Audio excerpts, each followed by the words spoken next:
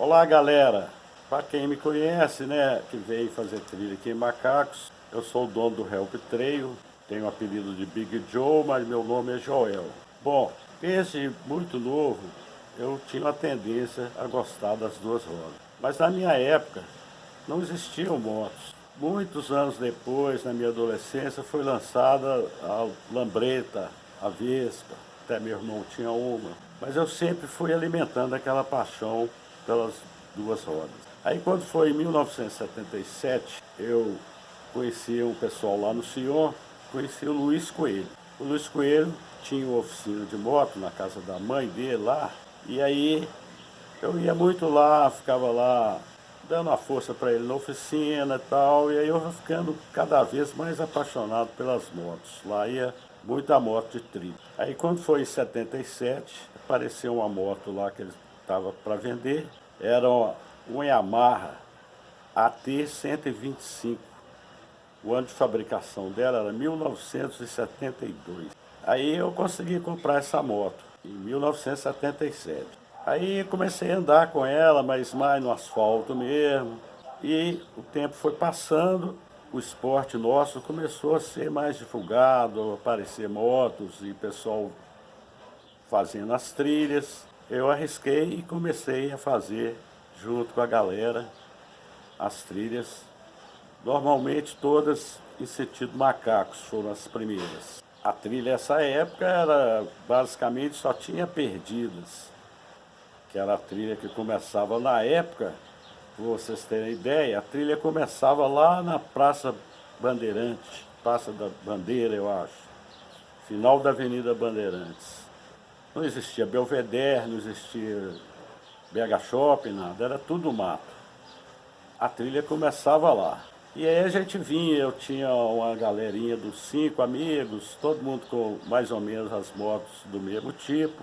Todo mundo trazia bastante ferramentas, porque não tinha nenhum apoio aqui em Macacos. Então a gente era obrigado a andar com ferramentas e todos os problemas que aconteciam no meio do mato, nós mesmos tínhamos que resolver. A gente saía às 7 horas da manhã, chegava em casa às 7 horas da noite. O tempo foi passando, aí apareceu em Macacos o bar-restaurante da Dona Dica, que já deu pra gente uma moral boa, pelo menos um lugar de alimentar, refrescar e tal, nós tínhamos. Quando foi em 1982, foi lançada a DT 180. Aí foi a realização, né? Eu comprei uma Zero lá na Motorauto, lá na mão do Beto Motorauto, e aí foi só alegria. A gente continuou, o pessoal, muita gente comprou, e ainda tinha as motos mais antigas também. E aí, nessa época, eu morava em Belo Horizonte.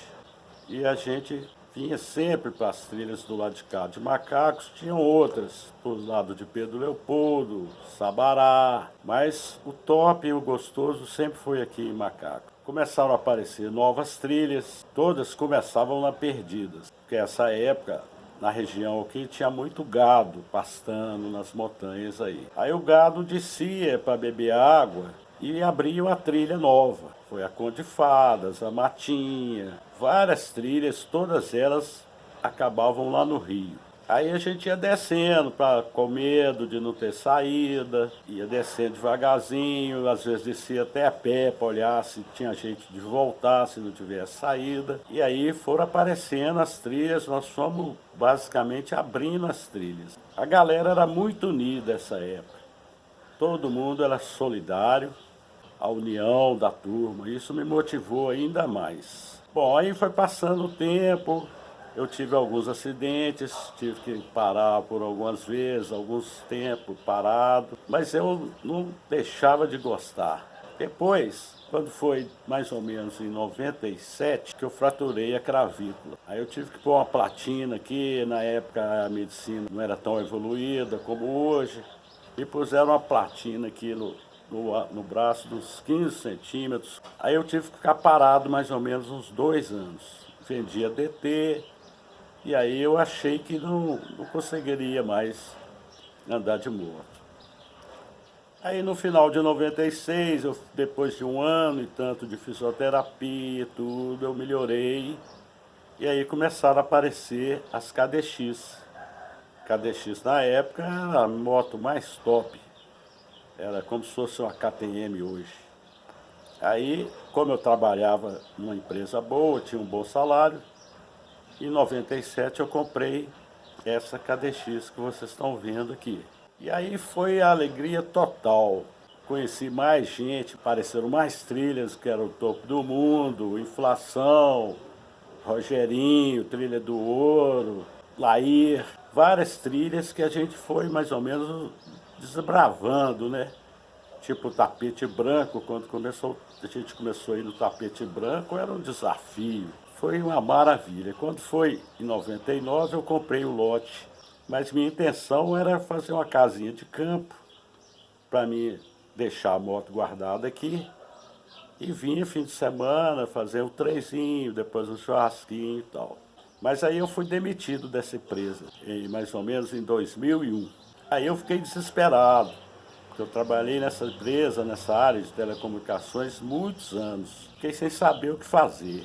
Aí todo mundo, minha família falando para me vender a moto, que eu estava precisando do dinheiro e tal. Eu falei, não, se eu vender a moto vai ser pior. Pelo menos meu relaxamento fim de semana para me desestressar é ela. E aí foi um belo dia, em cima lá do Morro da Arvrinha, eu estava com ela lá pensando o que fazer da vida, bateu a ideia. Pô, eu tenho um lote lá, vou fazer um help, já pensei até no nome.